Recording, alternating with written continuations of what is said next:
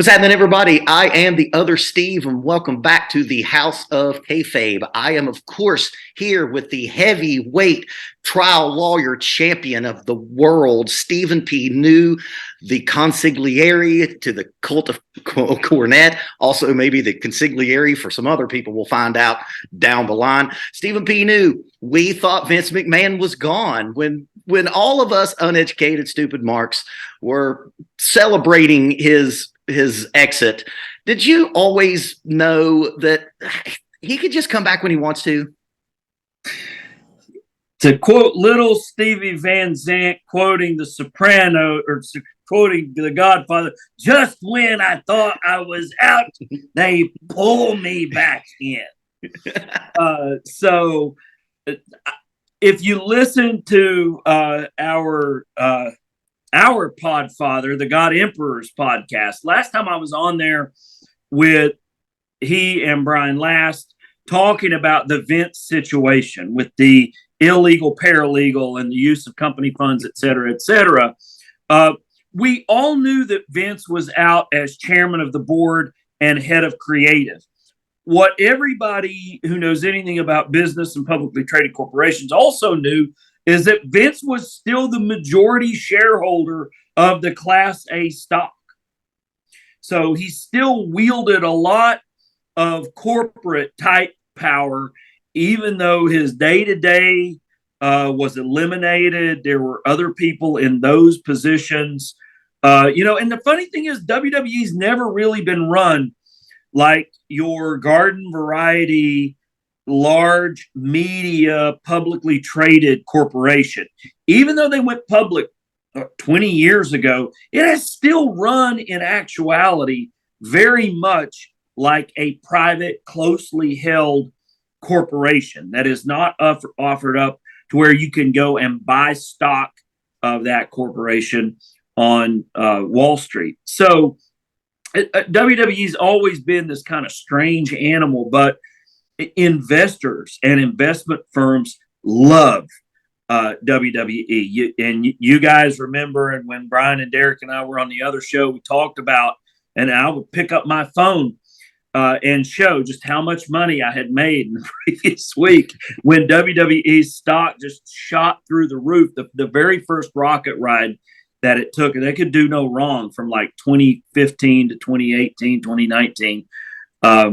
And so that kind of sets the table, Steve, for where we are. McMahon is back. I haven't seen it reported that he's the chairman of the board, but that he is back on the board of directors. And according to the meeting they had, the all hands on deck board meeting last Friday, nothing was supposed to change with the management structure, the day-to-day, the creative, any of that. That is still Nick Khan, Stephanie, and Triple H. But reportedly, Vince McMahon is back as the majority shareholder of Class A stock to help facilitate the acquisition of World Wrestling Entertainment. So let me just correct you real quick, and I only know this because of the God Emperor's podcast. It's the Class B stock that is worth more voting rights than the Class A, right? Sure. And in full disclosure, Stephen P. New is a proud owner of some WWE stock, correct? That's correct. So you were glad that, now that was something that's very interesting. We live in this very cancel culture, being ostracized for bad behavior, and we can debate the legality of his behavior, but I think we can all agree that it was immoral at least. But when he comes back, this what we think of as a toxic figure, and the stock skyrockets. I don't think the stock skyrocketed because McMahon came back. I think the stock skyrocketed because McMahon coming back to the board signaled that WWE was going to be acquired, which then puts the stock in the position of gaining a great deal of value, possibly splitting, something like that. So the stock shot up like 16 points on Thursday and Friday, not because I think Vince was coming back, But I think that just shows how strong the interest is in investors in seeing WWE acquired by some other huge media conglomerate, and what that would do to the WWE stock price.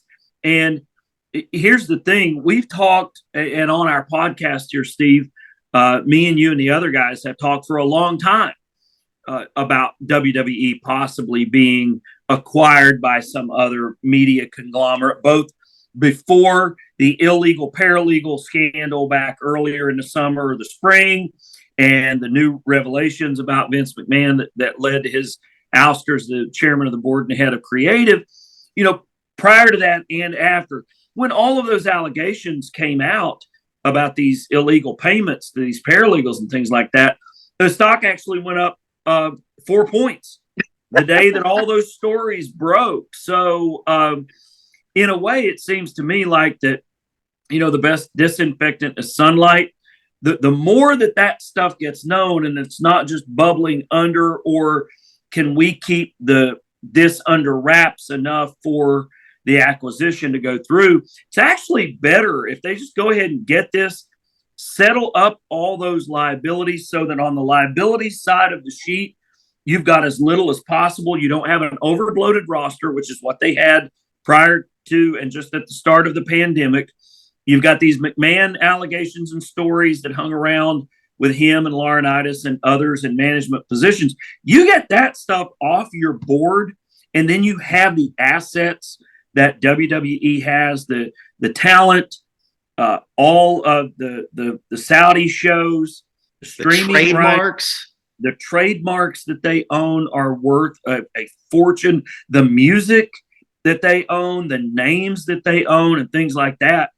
And you're talking about a very valuable piece of property. There's a whole lot over on the asset column and very little really over on the liabilities column. You didn't think you would say that when you saw the avalanche of reports of what Vince McMahon did. He had in-office hookups, and he paid them to shut their mouth with just he could have just went and got like a professional and paid way less money and not had to worry about NDA. It's just like so many things with wrestling. It's just so gross.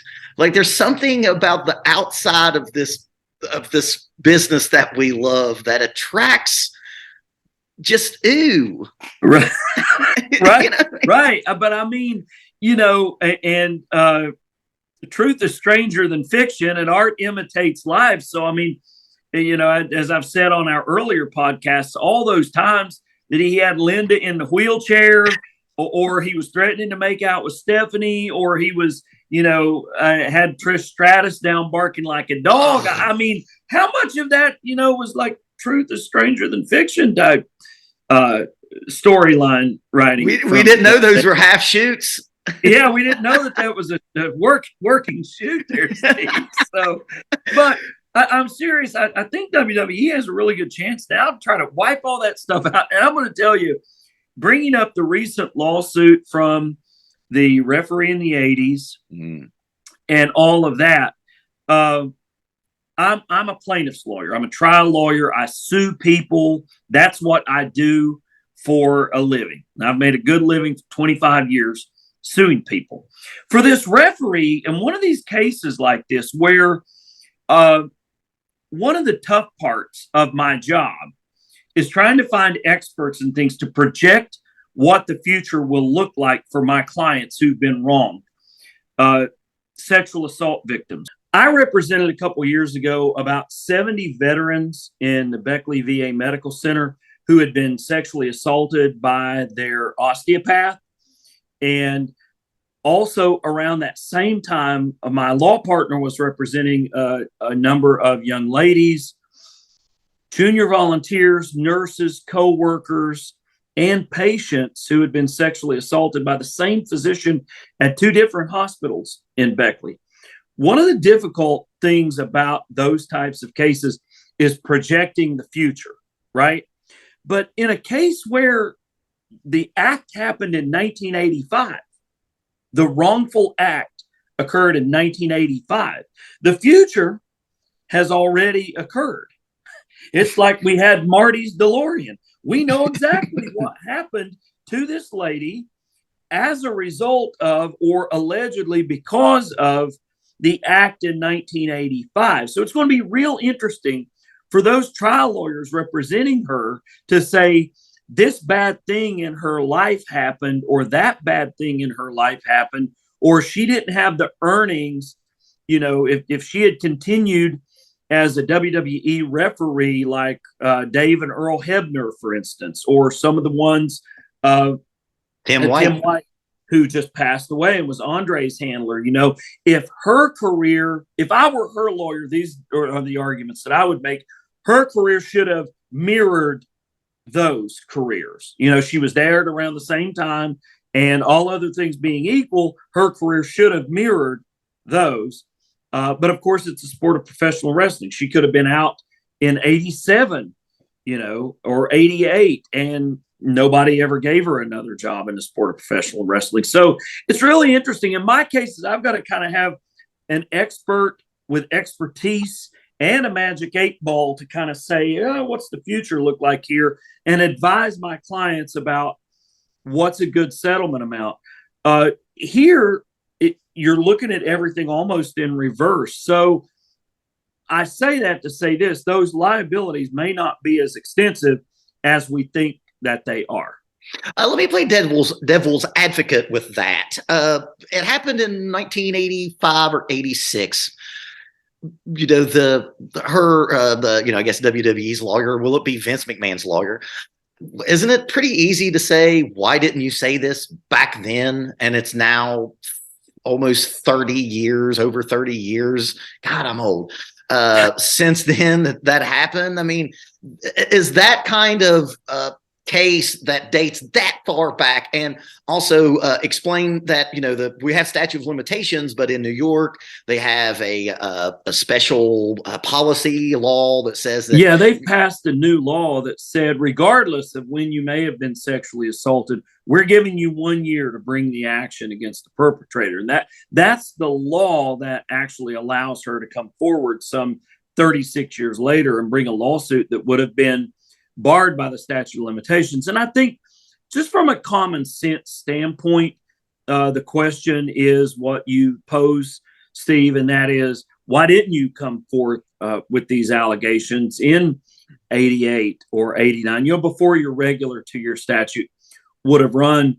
And there's some connection to Dr. D. David Schultz and some lawsuit or some action that McMahon sought to try to stop Dr. D. David Schultz and this lady from talking extensively about their experiences in WWF. So I'm interested to see. I don't know the resolution of that case, whether they were subjected to some type of a gag order or something like that, or some type of an injunction. But this lady now has a little bit of leverage. But I think that case is never going to see the inside of a courtroom. It is not. That case will be resolved. It clears it off the books of the liabilities.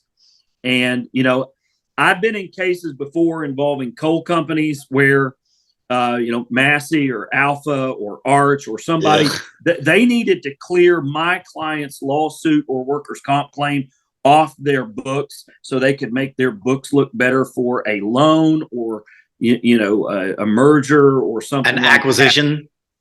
Or an acquisition like this. Now, I obviously wasn't involved because merger and acquisition work isn't my specialty. So I wasn't involved in that. But I was the fly in the ointment. I knew that my lawsuit, so-and-so versus Arch Cole, looked bad on that side of the ledger. And they got serious about wanting to try to resolve it at that point. So this could kind of become a moth to a flame of all the Stephen news out there. This could be really, and let's talk about that. Like Vince coming back, does that open up even more people coming with their hand out, just like you said? Yeah, it very well may. If there were a time to want to try to write some, if you felt like WWE owed you some money or that they had stolen an idea of yours or something like that, right now would probably be the time to raise that, because they're looking to clear up potential liabilities. And as soon as a lawyer like myself contacts WWE's legal, they're on notice at that point, and it has to be disclosed to a potential buyer. Wow. So you're just blowing the conch shell for ambulance chasers all across America. This would be a good time to reintroduce a concussion suit. Do you want, seriously, I mean, that has been a lawsuit that has been, if I'm remembering correctly, has been thrown out multiple times. Multiple ex-workers have tried to, hang that on the WWE. Man, this might be the time to get old Chris Nowitzki, who is the leading CTE expert, as far as I know, who was of course, who was he when he was wrestling? He was Nowitzki. I thought he was part of the cheerleading squad. Or was he? I don't think Nowitzki was part of that. Now he wore his Harvard letters. Okay. Harvard. He was the Harvard football player. Oh, okay. And let me tell you the tough part about the previous CTE concussion WWE lawsuit. And there's been multiples, right? And there have been multiples of those. So if you're representing a guy, and I know that this guy or these two guys were lead plaintiffs, Axe and Smash of Demolition, Bill Eadie and Barry Darsow. Barry Darsow, as we know, was not only Repo Man, Demolition Smash, Crusher Khrushchev. He was Crusher Khrushchev in Mid-Atlantic and World Championship Wrestling. He was he started out in the AWA, I believe. And so same with Bill Eadie. I first saw Bill Eadie as a mass superstar in 1981. He'd wrestled in Mid-Atlantic, in Georgia, Memphis, all of Florida, all over the place. So when you're talking about guys who took bumps, thousands of them over that long of a period of time, how do you exactly prove that the bumps that they took as Demolition caused their CTE versus bumps they took in Florida, Georgia, Charlotte, Minnesota, Chicago? That was a really problematic part of that previous WWE CTE lawsuit. So, and once that lawsuit got instituted, WWE kind of started doing things a lot better. They started doing what they should have been doing for the 20 years or so prior to that. So I don't know that there's any legs to a CTE type lawsuit right now, any more than, the NFL cleared its books with a $2.5 billion. They got off light. CTE settlement, and they got off light, even though some friends of mine were doing that lawsuit. There were risks with that. There was plenty of blame to go around. What was the state of the art for helmets and the rules that the NFL had in place at the time were really what hung them. When you see some of those shots from the 70s and the 80s. Oh, and then, team doctors saying, oh, sure, he's fine. Go on back out there. Dave Duerson, as a Chicago Bears fan, sure. Dave Duerson. Yeah. Junior Seau, right. Jim McMahon, I'm again, Bears for life. Jim McMahon said that he at one point felt, self-deletion to try to get around YouTube's right. terms of service here. And then he did some cutting edge therapies that helped his it was head actually out. In his neck. If you've watched the 30 for 30 on the Super Bowl Shuffle, the problem was actually down in Jim's neck. And once they figured that out, they were able to drain that cerebrospinal fluid. But guys like Roger Staubach and Terry Bradshaw, I was a huge Cowboys fan in the 70s. I loved Roger Staubach. I thought he was Captain All America. He was all American, naval veteran, Vietnam veteran. So I loved me some number 12 in the 70s. With the silver and blue and not the black and gold. But anyway, both those guys had to take themselves. basically had to care for themselves and say, hey, look, at the height of my career here and right after winning Super Bowls, I mean, both these guys, they battled for a decade for the Super Bowl championship, and they had to protect themselves. So we've gone way far afield here. Back to your point, yes, it's right time if anyone wanted to try to get settled up with WWE. I bet you that we hear in the next few months about the settlement of the referees lawsuit on confidential basis. The shareholders may have to have that disclosed to them. They may not. It may be protected under some type of a confidentiality order, something like that. But a lot of those matters are going to be very quietly, I think, swept under the rug and settled quickly, clearing up that liability side of the ledger. So let's talk about why Vince is back. You know, they're going to sell our beloved WWE, and we're looking into the unknown here.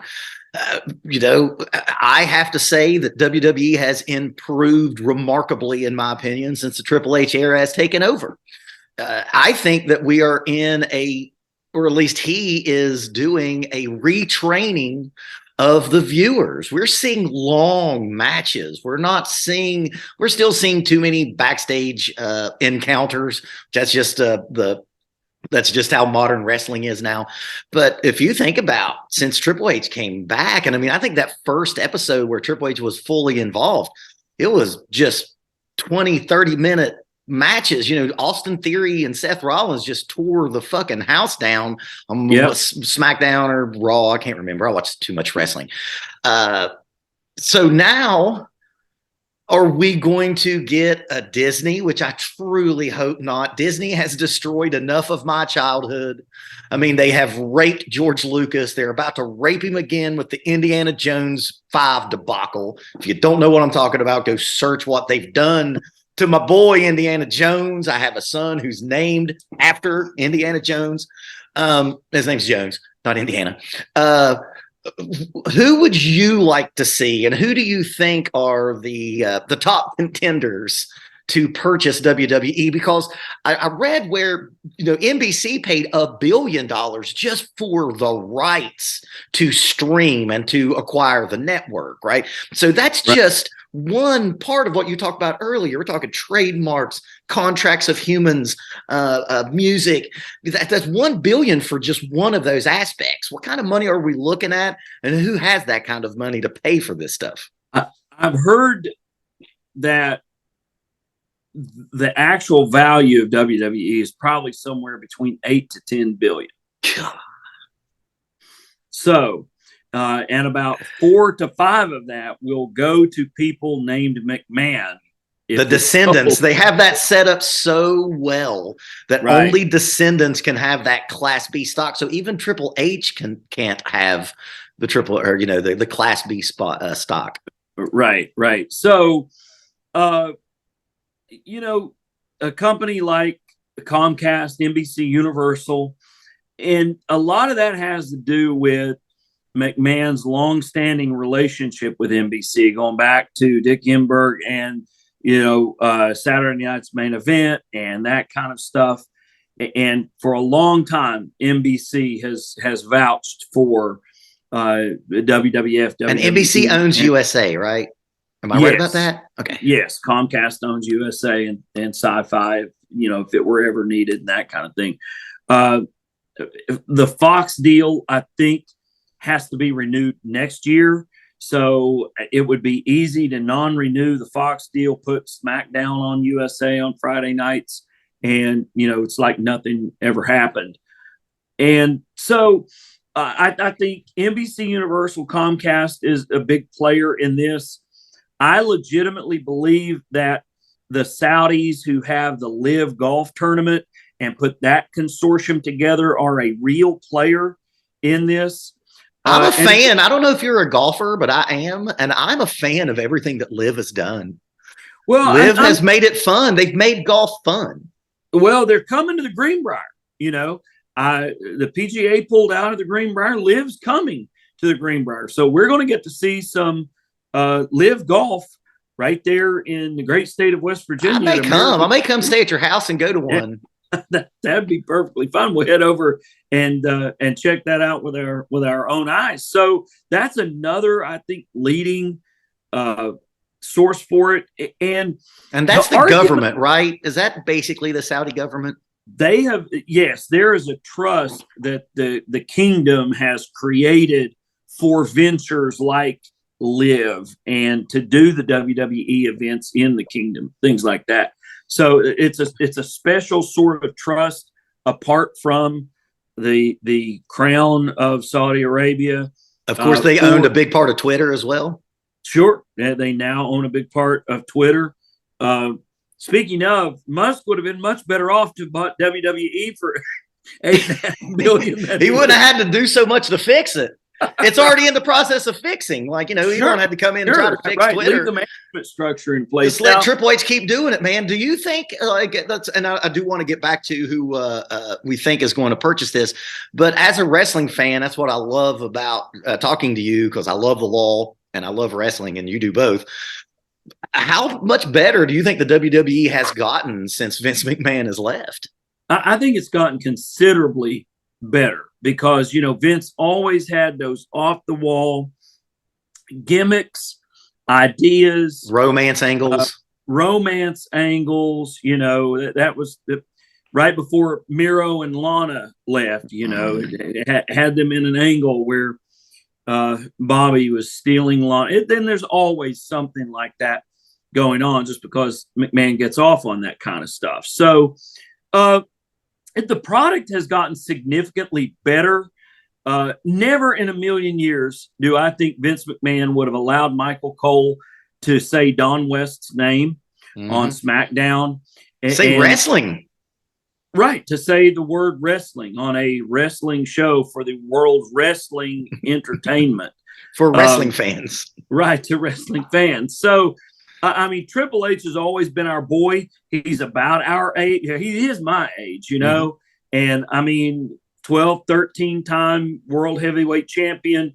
He's got absolutely all of the bona fides, in my opinion, to run a high-quality wrestling company. I loved Hunter in the ring, and he has obviously proven to be a very smart businessman. You know, he took a powder with the heart problems there for about a year when the stuff got bad and got real bad post-pandemic. Now he's come back. He's the head of creative. Boy, WWE. He was ready to come back as soon as Vince was gone, wasn't he? He sure was. He was cleared by his cardiologist the day the illegal paralegal story broke. His cardiologist cleared him. So the product on the screen, while not perfect, and it's not like certainly not Attitude era, and it's not even Ruthless Aggression era good. But it's getting better, and you can see, you know, it's trending upward, and there's people interested in wrestling again because, you know, they know the names, and they've got such a deep roster, even with all the cuts that they've made. They know Triple H knows how to book wrestlers. HBK knows what he's doing at NXT, you know, far better than freaking Bruce Pritchard at NXT. That's just ridiculous. So, and I think that on the business side of the house, Nick Khan and Stephanie McMahon, I think, really know what they're doing in terms of these business deals and rights deals and, you know, getting their names licensing more and more WWE stuff. I mean, WrestleMania in LA this year has sold 100,000 tickets and not one match has been announced. Right. Think about, we're not even to the Rumble, which starts the road to WrestleMania. There's been 100,000. Don't you think the Super Bowl would love to have sold 100,000 tickets before the season started or before midway of the NFL season? They'd love to sell 100,000 seats. Yeah. So now that can get us back on track with this purchase. Is there a way that, you know, Triple H maintains his position when X comes in to take over? Or is that, you know, can that be structured in a way up front during the sale maintain some kind of control through a sale. I don't think that Vince is going to be able to maintain post-sale control. It will obviously, one of the big terms is going to be that, in exchange for the payment of a huge sum of money, Vince relinquishes, all of that class whatever stock, and all the other stockholders get paid X dollars per share, et cetera, et cetera, et cetera. Think about the UFC sale. Now, they still call Dana White the owner of UFC. He's not. That's, he's got some figurehead type title. He obviously still assists with that. He's part of the management team that was left in place. But the conglomerate that owns UFC, that's the true owner of UFC. But they left Dana White in place. Well, because he had a track record of success, right? That is only rivaled by Vince McMahon when you think about it. Right. Like before the Ultimate Fighter and the Forrest Griffin Stephan Bonner match, that is the one that really exploded the popularity of UFC. The UFC was in dire straits, and Dana White came in and, like a champ, steered that boat. And has the credibility. Now, obviously, he's had a situation lately that may get him discarded, but we won't talk about that now because there's just too much gross shit around all of this stuff. But to your point, they can very easily, and that can be negotiated. And that's really where the McMahons have a strong hand. Look, leave the current management team in place. Look what they've done. Look what they've done. So leave Stephanie there, leave Nick Khan there, leave Triple H there. Vince and Linda and Shane will be gone on payment. And, you've got to retain Stephanie, Hunter, and Nick Khan for at least X number of years. That's a very common term that's negotiated into these. Because you're going to have, a company, and it's going to be very much like when Turner Broadcasting bought WCW. You're going to have a company that don't know what the fuck they're doing when it comes to a wrestling program, and you're going to need somebody. Hopefully, they will learn, and hopefully, there's a mark somewhere in a board somewhere that saw how much of a shit show it was when TBS first bought WCW. Right. So there is a precedent for that. And you see what happened. And then, you had to get Bischoff. This guy made a post in the Cult of Cornette Facebook page. His name's Joe Morrison. And I don't know if he's an attorney or an accountant or whatever, but he had been on the inside of some pretty big M&A merger and acquisition work. And one of the comments that he made was, the prospective buyer will have a due diligence process after signing letters of intent to buy the company and qualifying their offer.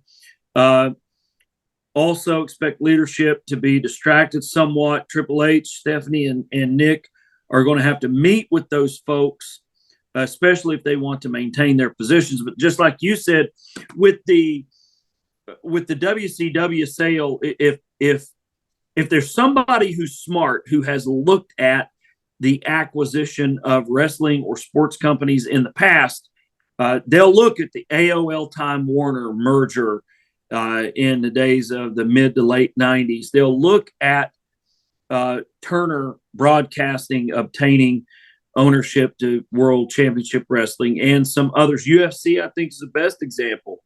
If I was advising, I'd get on the phone with whoever the M&A lawyers were that managed all of that on both sides, and I'd be like, look, tell me everything that you can tell me here. I'll sign a confidentiality agreement. Tell me what you can, that we try to make this as much like what you guys did as possible. Let me get back to something you said, Steve. You and I are big comic book geeks. We readily own that. I am a big Star Wars geek as well.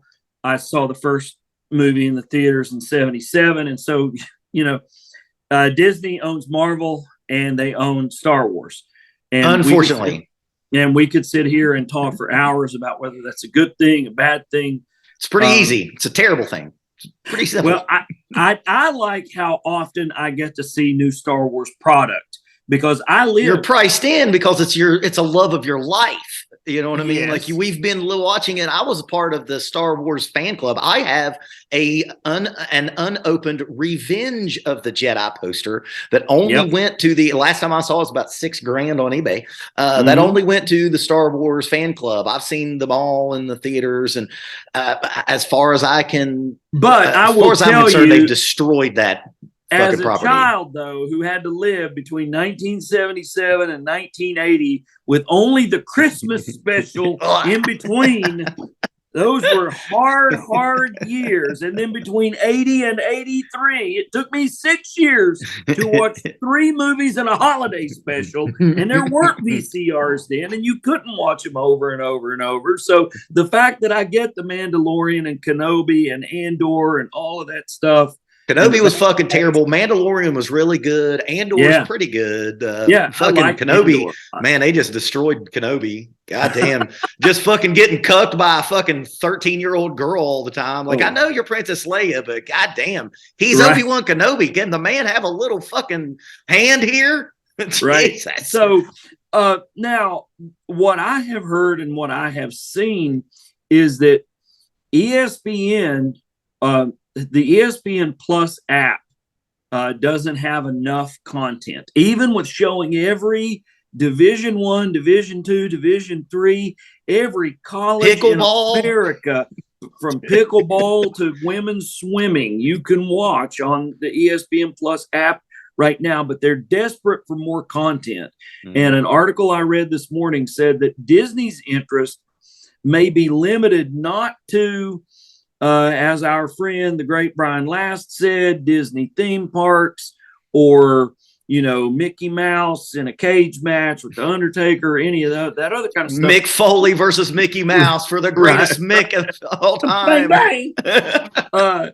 But really, their interest seems to stem from ABC and the ESPN. It was a joke in Dodgeball, ESPN, the Ocho, ESPN 8.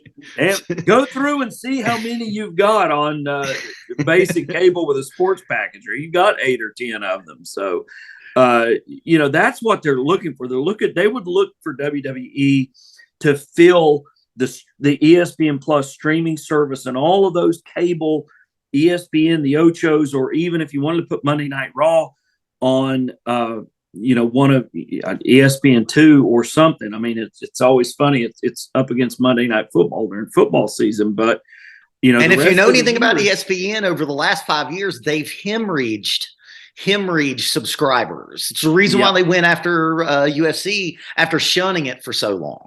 So ESPN is not in the best of situations, even though they do have some of the most popular properties. That subscription fee that came along with your cable bill, with so many people cutting the cord, ESPN has been hemorrhaging money. So this could be a way for them to that's dam that up. That's the thinking for Disney, is it shores up the ESPN side of the house as opposed to having it more on the Marvel Star Wars side of things. Yeah, as long as they just don't replace Indiana Jones with Fleabag. Like, that's what they're doing. They're fucking placing him in history with time travel, with a fucking chick that nobody likes. That's what's going to happen in the Indiana Jones movie. But I could do that all day. One more thing before we get out of here, and this may be me being naive. You've got all of these people whose copyrights are tied in to the WWE. I know that they gave Ryback his trademark back, which just shows you how valuable that fucking IP was. But will someone like Stone Cold Steve Austin, and I'm sure that they own Dude Love and Mankind, will these people get payoffs? Will they get money in this, or do they just now their intellectual property that they have sweat equity in is just now owned by someone else? Well, Steve, you should have gone to law school with me. You really should have. We'd have had a hell of a law firm. But just like every answer in law school It depends. So the way that those agreements are written, and it can vary from superstar to superstar, if that agreement, whatever deal The Rock, Stone Cold, Undertaker, Ric Flair, HBK, fill in the blank, has with WWE over their likeness, intellectual property, that kind of thing. If that deal says that it's binding on successors, then the successor in interest to WWE is bound by whatever deal that is. So you'd literally have to see whatever intellectual property deal or license deal or whatever any superstar has with WWE. Hogan. Goodness, I can't imagine. You imagine what Hulk? Just think about that for a second. All of these properties inside of WWE.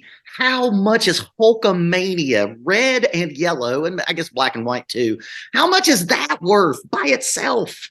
Sure, and I'll guarantee you, Terry Bollea owns a chunk of that, and I'll guarantee you that the beneficiaries of that WWE's successors in interest are bound to that, and that Hulk Hogan's probably children or a trust or something is the beneficiary of Hulkamania. I was reading an article on Rolling Stone or something right before we logged on.